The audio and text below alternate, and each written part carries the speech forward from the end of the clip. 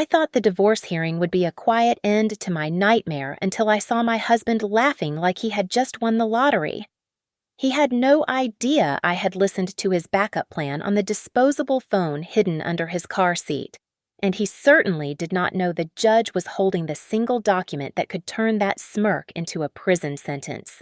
My name is Mara Whitlock, and 34 years of playing by the rules evaporated the moment my phone buzzed against the marble countertop. The caller ID flashed Crescent Harbor Savings. The voice on the other end was tight with professional panic and asked if I was currently standing at their teller window in Harbor Ridge. I told them I was in my kitchen. The line went silent for a second before the representative told me that a woman who looked exactly like me was currently trying to liquidate the entire trust fund my late mother had left behind. I drove to the Harbor Ridge branch with my knuckles white on the steering wheel. The speedometer crept past 80. I screeched into the lot and my heart stopped cold. There was a gray sedan parked right in front of the entrance. It was a BMW. It belonged to my husband, Evan Pierce. I stormed past the security guard and the branch manager intercepted me to point toward the glass-walled conference room. I froze. Sitting there was a woman who wore my hair in the exact chestnut wave I had perfected over a decade.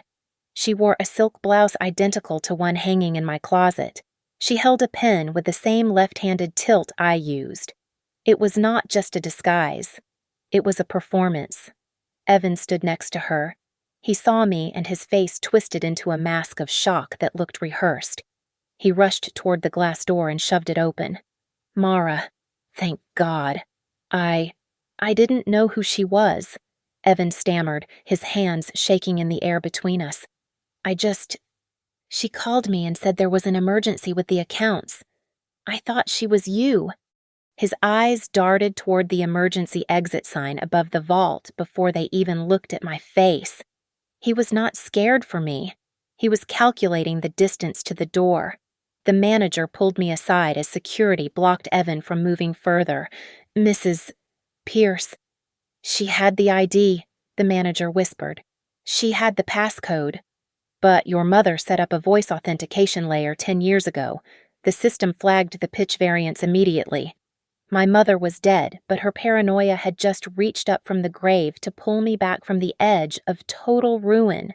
The woman inside the room did not cry.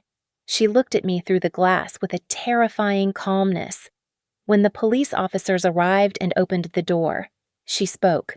My name is Lena Voss, she said, her voice a chilling mimicry of my own. I was hired 5 months ago to become Mara Whitlock. I studied her. I studied you. For one withdrawal. The police handcuffed Evan and Lena. Evan was shouting about a misunderstanding. I was tricked. Look at her. She looks just like my wife. Evan yelled as they dragged him out, but as the officer bagged Lena's fake ID, I caught a glimpse of it. It was flawless. The holograms were real. The lamination was perfect. This was not the work of a cheating husband trying to steal some cash for a weekend getaway. This was professional. I walked out into the cool afternoon air while the squad car lights flashed against the brick building. I looked across the street. A man in a dark coat stood by a newsstand. He was not filming. He was not on his phone. He was just watching me. He looked at me like a warehouse manager checking inventory. Then he turned and vanished into the crowd. A chill that had nothing to do with the wind went through my spine. They had turned my life into a game of chess without telling me the rules. I watched the police car drive Evan away. I would not just file a report. I would learn how to play their game. And I was going to flip the board. The house was silent when I stepped inside. But it was not the peaceful silence of a sanctuary. It was the holding breath of a crime scene. I did not cry. Tears were a luxury for women who were not being hunted. I walked straight to Evan's home office. For 3 years, that room had been a temple of client privilege and sensitive negotiations where I was strictly forbidden to enter. I pushed the door open and the smell of his expensive cedar cologne hit me like a physical blow. I ignored the computer on the desk.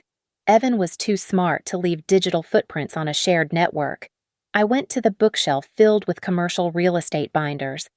I pulled them down one by one until I found a thick folder labeled Industrial Zoning Contracts. It felt heavier than paper should feel. I shook it. A small, moisture-proof Ziploc bag slid out and hit the carpet. Inside was a cheap, disposable phone.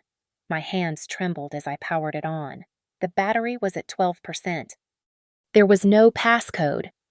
I opened the messages and the most recent text, received just 20 minutes after I left the bank, sat on the screen like a knife blade.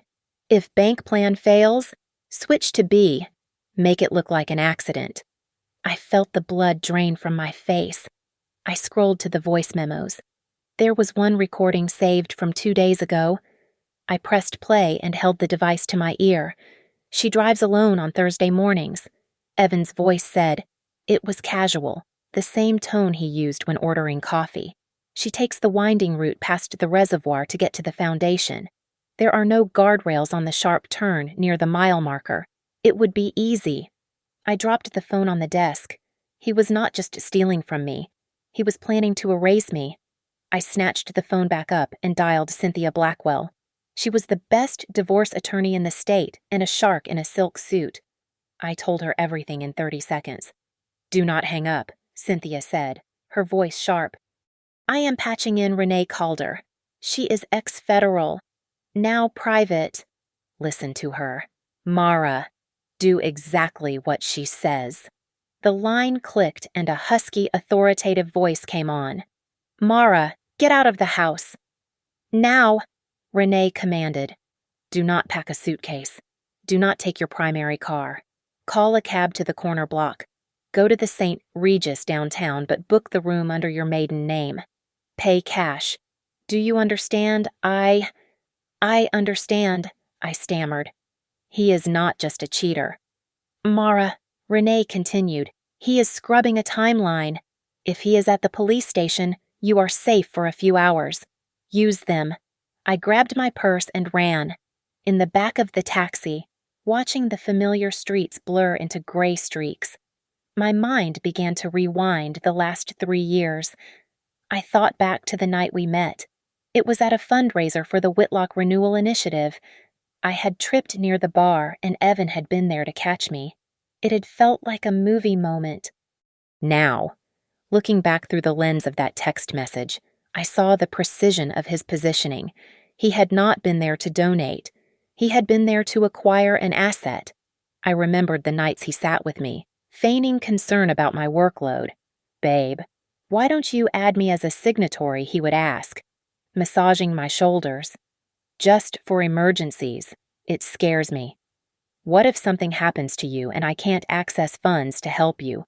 It sounded like love then. Now it sounded like a rehearsal. I checked into the hotel as Mara Whitlock. I sat on the edge of the stiff white bed and looked at the diamond ring on my left hand. For years, I thought it was a promise. I twisted it, feeling the cold metal bite into my skin. It was a shackle. It was a component in a machine built to grind me down into a deposit slip. I took a deep breath, and the trembling in my hands stopped. I was still alive. They had missed their window. I looked at the ring one last time.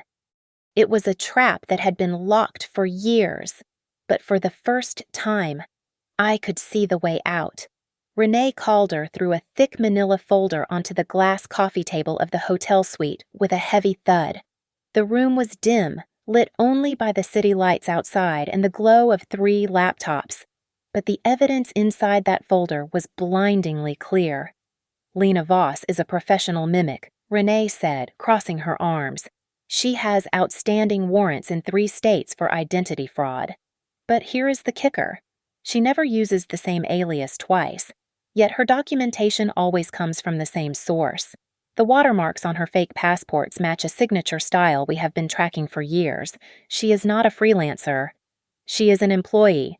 Cynthia Blackwell looked up from her screen where she had been dissecting my marriage contract.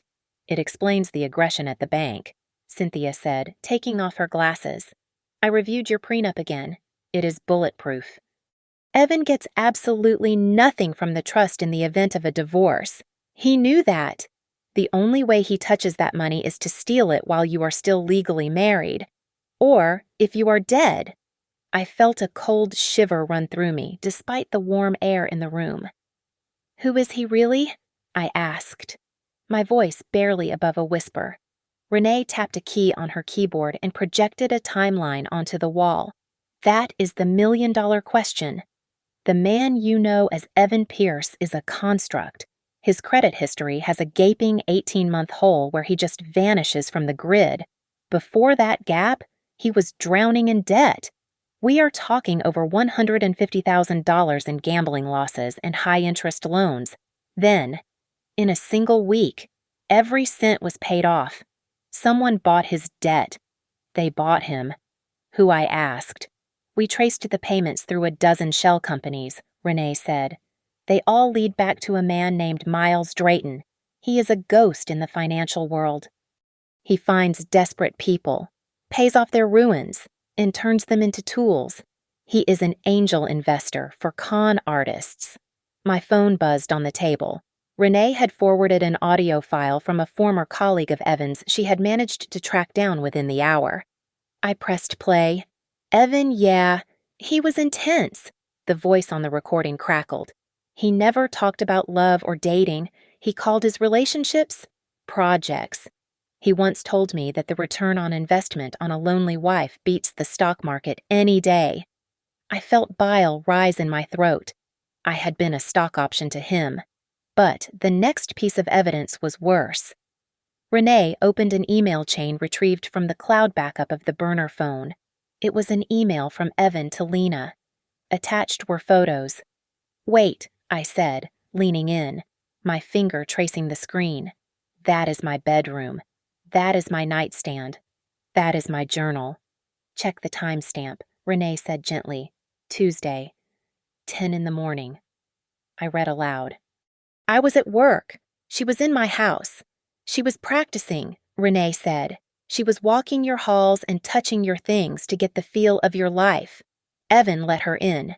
Then came the final blow. Renee opened a recovered document from a wiped laptop associated with Drayton's network. It was a spreadsheet titled Target Acquisition Criteria. The columns listed specific traits: recent inheritance, high net worth, limited legal counsel, grieving. Mara, Cynthia said softly, her hand reaching out to touch my arm. Look at the date on the entry next to your name. I looked. The date was written in plain text. It was 6 months before the fundraiser where I met Evan. 6 months before he accidentally bumped into me and spilled his drink. 6 months before he smiled that shy, charming smile that I thought was destiny.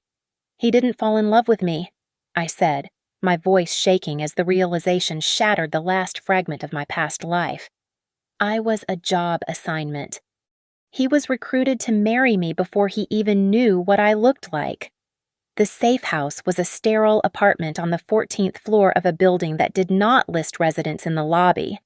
I spent my first 2 nights staring out the window through the slats of the blinds. Renee had told me I was secure, but my instincts were screaming every 45 minutes. A dark sedan rolled past the street corner below. It never parked. It never sped up. It just circled like a shark in dark water waiting for the swimmer to tire. Renee walked in on the 3rd morning with grease staining her hands and a look of grim vindication on her face. She had towed my SUV to a private garage to inspect it. They didn't cut the lines, Renee said, wiping her hands on a rag. That would be too obvious for an autopsy.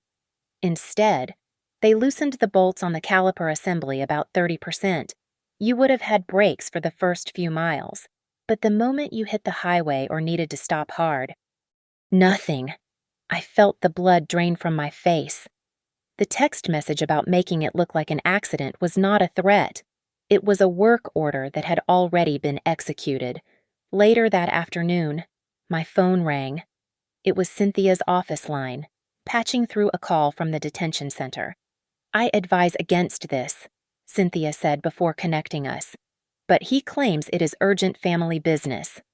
I accepted the call. Mara Evans' voice came through, thick with tears and trembling. Baby, you have to listen to me.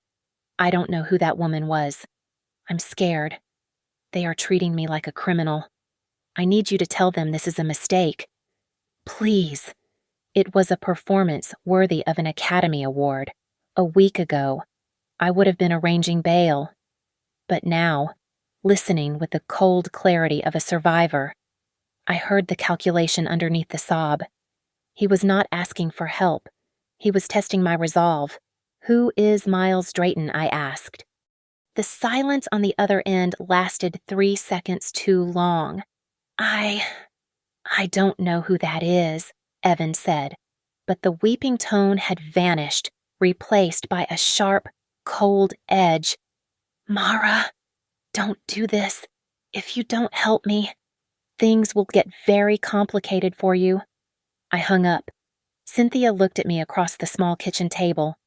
He is going to pivot, she warned. He will tell the court you are paranoid. He will say you are imagining conspiracies to punish him for an affair. He will try to destroy your credibility so that when you speak, the judge hears only a scorned, unstable woman. Her warning became reality less than an hour later. I walked to the front door to check the locks and saw a white envelope sliding out from underneath it. I froze. The hallway was empty. Inside was a single sheet of paper with typed letters. Sign quickly. Don't make it hard. No one saves you forever. I dropped the paper as if it were burning. They knew where I was. Nowhere was safe. Renee returned an hour later with more bad news. We caught a ping on your digital medical history, she said, pacing the room. Someone from an IP address in Eastern Europe just tried to download your neurological records. They are looking for a history of dizziness, migraines, or fainting spells. They are building the narrative for your accident. I realized then that running was not an option. Defense was just a slower way of dying. I asked Renee to set up the meeting. That evening, I sat in the back of an unmarked van with a man who introduced himself simply as Agent Miller from a federal task force. I handed him the Ziploc bag containing the burner phone and the flash drive with the audio recordings. This connects 3 shell companies to Miles Drayton. I told him, and it connects Drayton to my husband. Miller looked at the evidence with the weary eyes of a man who had seen too much evil. We have been chasing Drayton's ghost for 5 years, Miller said. He is careful. He never touches the victims himself. But this phone, this is a mistake he usually doesn't make. You might be the wedge we need to crack the door open. Before he left, Cynthia handed me her tablet. You need to read this, she said. A woman reached out after seeing the news of Evan's arrest at the bank. Her name is Sarah. I read the message. Sarah had married a man 2 years ago who swept her off her feet. He handled all their finances. Then, her savings vanished, and a week later, her car went off a bridge. She survived. He disappeared.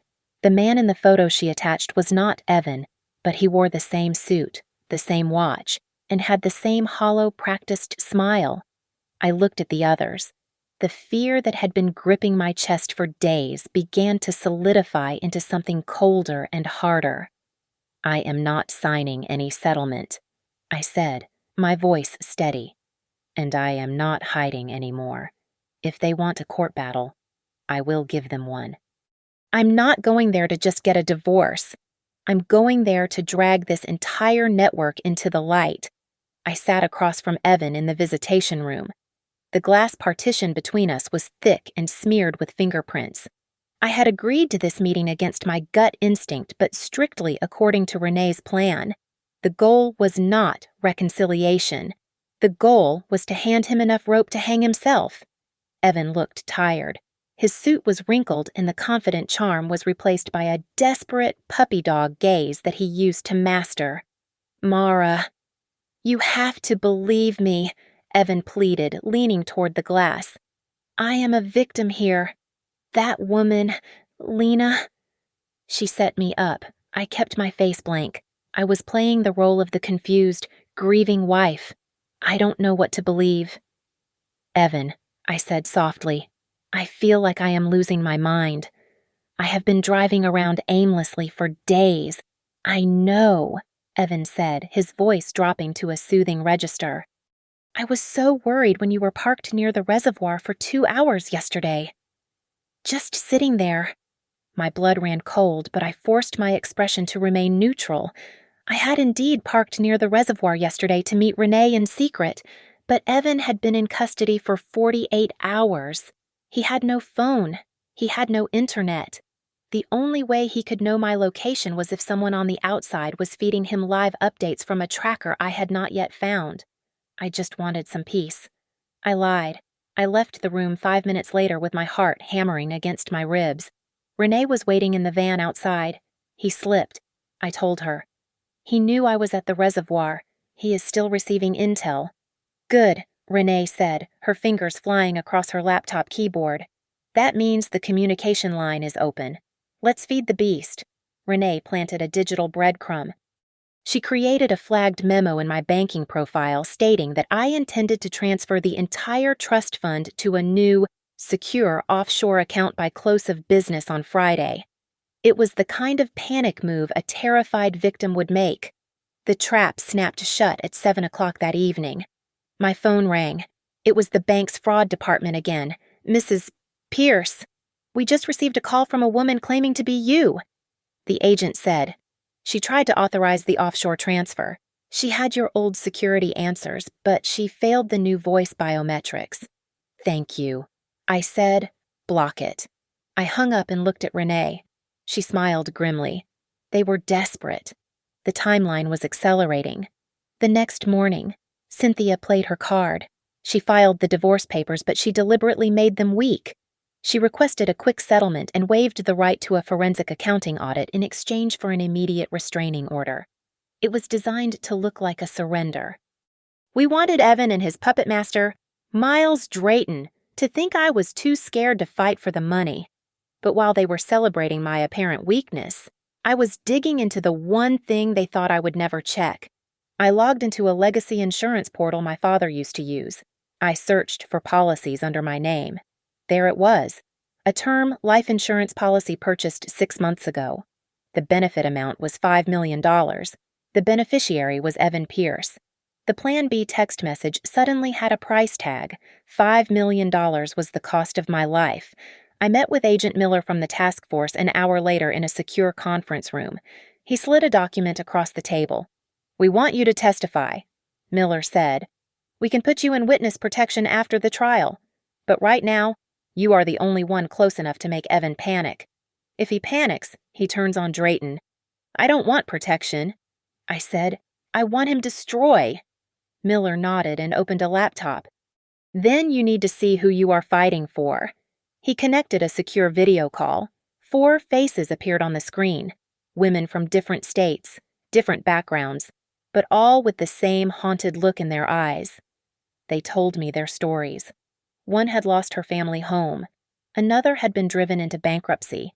A third showed me the scars from a brake failure accident that happened 3 weeks after she asked for a divorce. They were not just victims. They were ghosts of my potential future. As the call ended, Renee burst into the room. Her face was pale. We have a massive problem, she said, slamming a file down. I was tracing how Evan got the info about the reservoir. It wasn't a tracker on your car. It was a leak in the system. What system, Cynthia asked. The court docket. Renee said, someone inside the local courthouse is flagging your file. Every time we file a motion or request a sealed location for a hearing, a copy is being sent to an encrypted server linked to Drayton. They know the judge. They know the schedule. They know everything before we even walk through the doors. I looked at the others. The game was rigged. The house always won. Then we stopped playing by the house rules, I said, standing up. If they are watching the court, let's give them a show they will never forget. Cynthia Blackwell laid a thick stack of documents on the mahogany conference table with a precision that felt surgical. To an outsider, it looked like standard bureaucratic boredom. To us, it was a loaded weapon. In a divorce case involving high assets, the financial disclosure is not just a formality, Cynthia said, tapping the paper with her manicured fingernail. It is a sworn statement. If you lie here, You are not just being dishonest. You are committing perjury. And if you lie to hide a crime, you are handing the judge the rope to hang you. I looked at the paperwork. Evan had already made his move. His lawyer had sent over a settlement proposal that morning. It was insulting. He offered to walk away without spousal support if I agreed to unfreeze the trust fund within 30 days and pay him a lump sum of $200,000 for his contribution to the marital estate. It was the offer of a man who thought he had won. He believed the incident at the bank had paralyzed my only source of money. He thought I was desperate to keep the scandal quiet. Let him believe it, I said, my voice cold. I will agree to the mediation schedule. I want him to think I am folding. Cynthia nodded and slid a second document underneath the first. We will file the acceptance, she said, but we are attaching an emergency motion for a protective order and an immediate asset freeze on all accounts suspected of fraudulent activity. We won't serve him with that until he steps into the courtroom. Renee projected a flowchart onto the wall. It looked like a roadmap of a subway system, but the lines were money trails. I dug into Pierce's strategies, Renee said, pointing to the box at the top that represented Evan's consulting firm. It is a hollow shell. No employees, no office, just a mailbox in a strip mall in Nevada.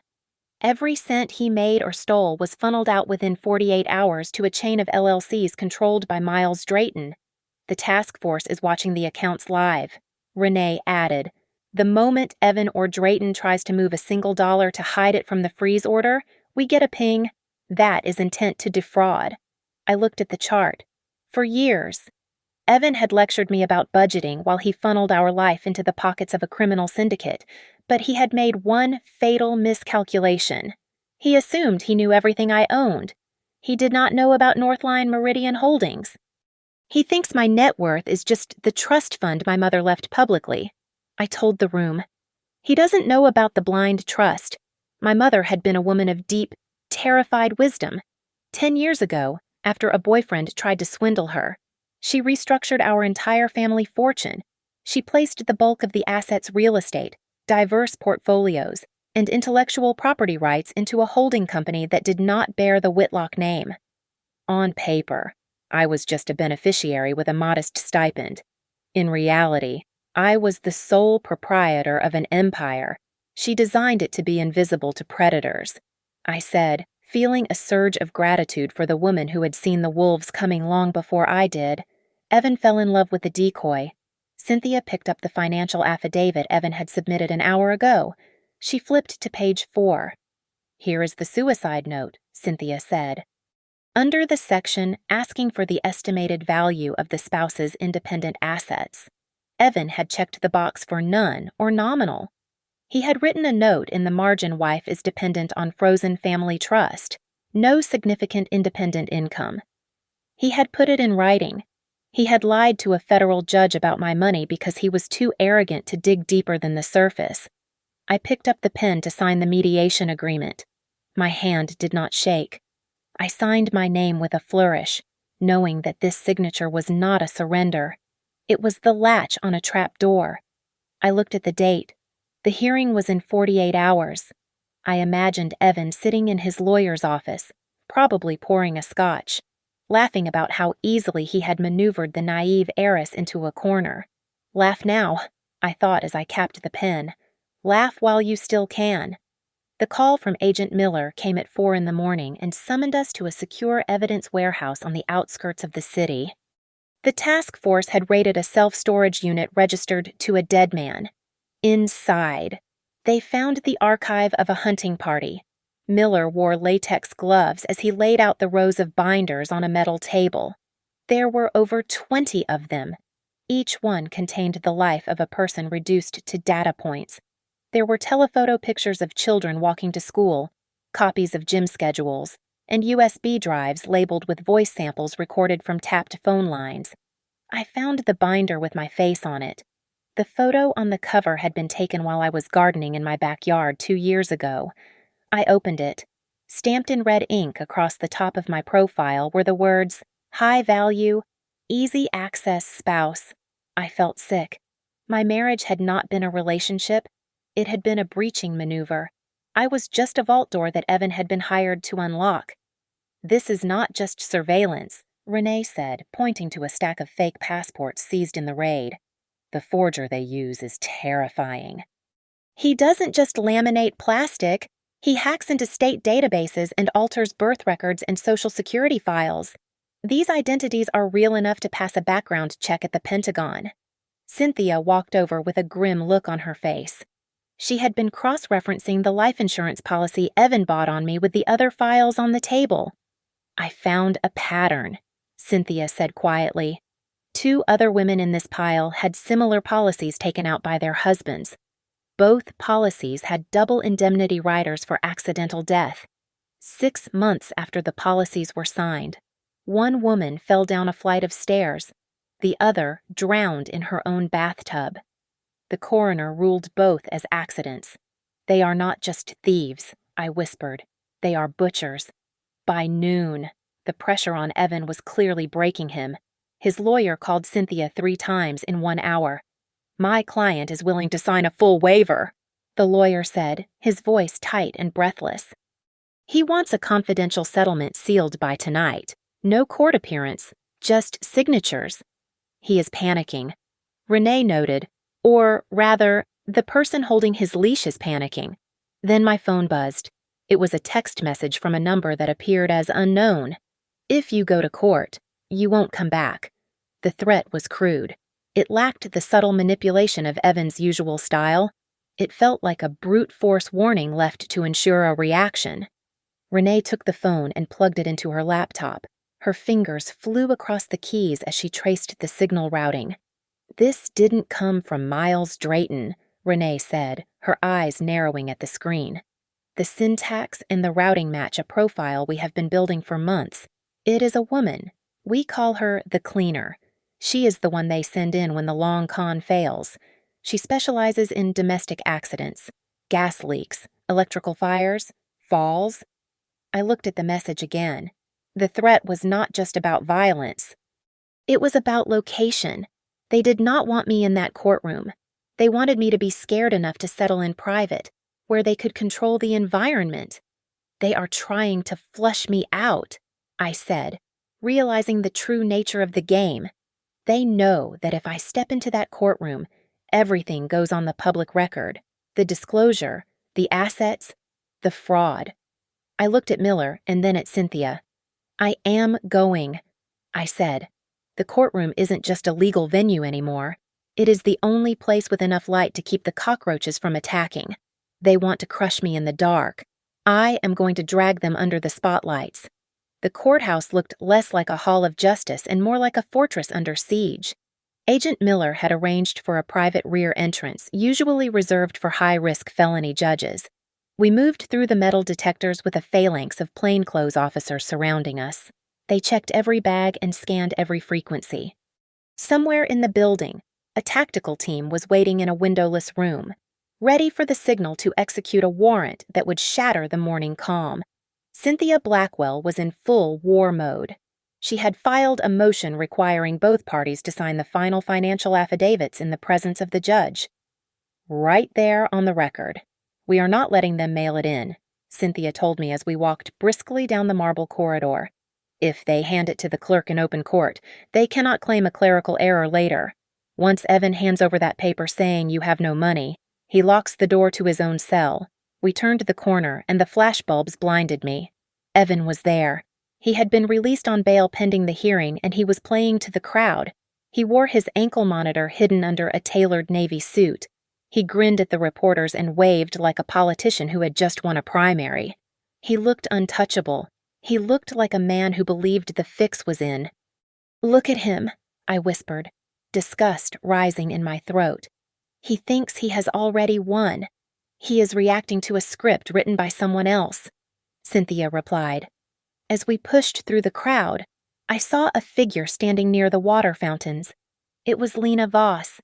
She was no longer wearing my hair or my clothes. She wore a sharp black blazer and her own blonde hair was pulled back tight. She did not look like me anymore, but when her eyes locked onto mine, I felt the same violation I had felt at the bank. She was scanning me. She was checking for fear. My phone buzzed in my hand. It was Renee. Don't look at the photocopy clerk near courtroom 4B. We just watched him take an envelope of cash. He is the leak. He signals when the judge takes the bench. Seconds later, my phone rang. The caller ID displayed the bank's fraud hotline number again. I answered, putting it on speaker so Cynthia could hear.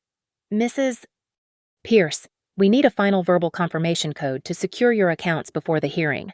A smooth male voice said, There is a flag on the system.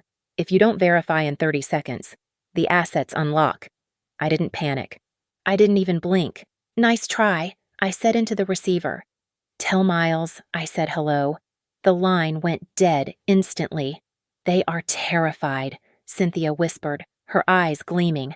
They tried a phishing attack 5 minutes before the gavel drops. They are desperate to stop the disclosure. We stepped into the waiting room. It was then that the pieces of the puzzle clicked together in a terrifying way. Evan thinks I am broke because he only sees the trust fund, I realized aloud. He wants to settle quickly to get a payout and run.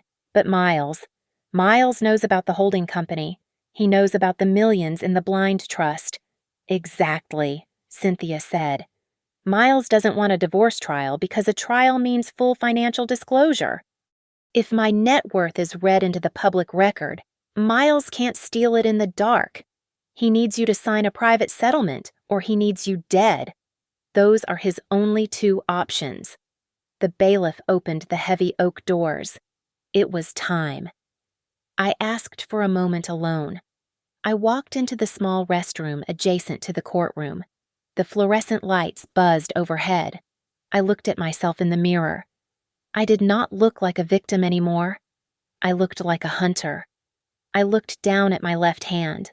The diamond on my ring finger sparkled under the harsh light. For years, I had viewed it as a symbol of love. Then, for the last week, it had felt like a shackle. Now, I saw it for what it truly was. It was a marker. It was a target painted on my skin. I gripped the ring. It was tight, but I pulled hard. It slid over my knuckle, scratching the skin, leaving a red welt behind. I held the cold metal in my palm for a second. It felt heavy, like a grenade with the pin pulled. I dropped the ring into my pocket. I was not just ending a marriage. I was disarming a bomb. I pushed the door open and walked out to face the man who had laughed while signing my death warrant. The bailiff called the court to order, and Evan sat down at the defense table with a swagger that made my skin crawl. He picked up the black pen to sign the preliminary attendance sheet. He signed it with a wide, looping flourish and capped the pen with a decisive click. He looked at me and flashed a bright, pitying smile. It was the smile of a man who believed he was signing a receipt for a prize he had already won. His lawyer stood up. He was a sleek man named Mr. Two Sterling who wore a suit that cost more than my first car. Your Honor, we are eager to conclude this matter, Sterling said, his voice dripping with false magnanimity. My client acknowledges that Mrs. Pierce has no significant independent assets or income, given that Mr. Pierce has been the primary creator of wealth during the marriage. We propose a division of assets that reflects his contribution. We are asking for a 60-40 split in his favor and a nominal lump sum payment from the frozen trust to settle the matter today. Evan nodded solemnly. He was playing the role of the benevolent patriarch who just wanted to move on. Cynthia did not object. She stood up slowly and smoothed the front of her jacket. Your Honor, the plaintiff has no objection to the timeline, Cynthia said, her voice calm and level. However, before the court rules on any division of assets, we respectfully request that Your Honor formally reviews the plaintiff's mandatory financial disclosure statement, specifically the addendum regarding the premarital blind trust. It was a procedural request, a boring legality. Evan rolled his eyes and checked his watch. He clearly thought this was a stalling tactic. The judge adjusted his glasses and opened the thick folder Cynthia had placed on his bench. He flipped past the first few pages of standard checking accounts. Then he stopped. He frowned. He turned the page back and looked again. The court notes the inclusion of Schedule C assets. The judge said, his brow furrowing. Specifically, the controlling shares in Northline Meridian Holdings and the independent valuation of the Whitlock Family Trust. Evan was still smirking. He leaned over to his lawyer and whispered something that looked like a joke. He had no idea what Northline Meridian was. He probably assumed it was a shell company with a few $1,000s in it. Then the judge read the number. The total verified net worth of the plaintiff, Mara Whitlock, is listed here as $142 million. The silence in the courtroom was instantaneous and absolute. It was as if all the oxygen had been sucked out of the room. Evan's smile froze. It did not fade gradually. It shattered. He blinked once, then twice. He turned his head slowly to look at me. The color drained from his face so fast he looked like a corpse. $142 million. It was an empire. It was nearly 30 times the amount of the life insurance policy he had tried to kill me for. That is a mistake. Evan stammered, his voice cracking. He stood up, knocking his chair back against the railing. That is impossible. She doesn't have that kind of money. I checked her accounts. I went through everything. She is lying. The room went deadly quiet again. Evan stood there, breathing hard, his finger pointing at me. He had just confessed. You checked, I asked. My voice cutting through the silence like a razor. I mean, as her husband. I knew our finances. Evan tried to backtrack, sweat breaking out on his forehead. No, Mr. Pierce, Cynthia said, stepping forward. You investigated a target. But you didn't look deep enough. Cynthia turned to the judge. Your Honor, since the defendant has raised the issue of credibility, we are submitting Exhibit B, Cynthia announced. She slapped a new file onto the bench. This file contains a $5 million life insurance policy taken out by Mr. Pierce on my client without her knowledge. It contains text messages referring to a Plan B involving a staged accident, and it contains a forensic report from a mechanic stating that the brake calipers on my client's vehicle were intentionally sabotaged. Objection? Mr. Sterling shouted, but he looked pale. At the back of the room, I saw movement. Lena Voss stood up abruptly from the gallery bench. She had seen the trap snap shut. She turned toward the exit, her heels clicking rapidly on the floor. Two men in dark suits who had been leaning against the back wall pushed off and followed her. The judge slammed his gavel down. The sound echoed like a gunshot. Order. The judge bellowed. He looked down at Evan, who was now trembling visibly. Then he looked at the file Cynthia had just handed him. He closed the folder. Mr. Pierce, sit down, the judge commanded, his voice low and dangerous. The court has reason to believe this is no longer just a divorce proceeding. The judge continued to read from the document, and his voice was the only sound in the cavernous room. He listed the assets held in the blind trust one by one.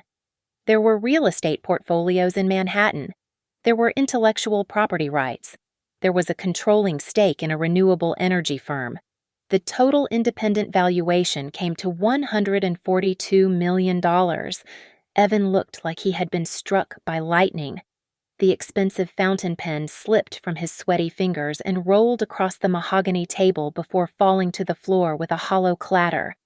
He stared at the judge with his mouth slightly open as his brain tried to comprehend the magnitude of the fortune he had just lost. The judge looked up and locked eyes with Evan. Effective immediately. This court issues a temporary restraining order on all assets held by the defendant, Evan Pierce, and any associated entities including Pierce Strategies and the Drayton Holdings Group. The judge declared, all accounts are frozen pending a federal investigation. Agent Miller stepped forward from the gallery. He walked past the railing with a heavy, purposeful stride and placed a hand on Evan's shoulder. Evan Pierce, I have a federal warrant for your arrest for conspiracy to commit wire fraud and conspiracy to commit murder, Miller stated loudly. Evan scrambled back and knocked his chair over. No. No! It was Miles. Evan screamed, his voice cracking into a high-pitched panic. I just did what he said. I didn't want to hurt her. I just wanted the money. He made me do it. You have the right to remain silent, Miller said as he spun Evan around and slammed him against the table to cuff him. At the back of the room, Lena Voss made a desperate break for the double doors. Two marshals blocked her path instantly. As the steel cuffs clicked around her wrists, she screamed out a name in a last-ditch effort to save herself.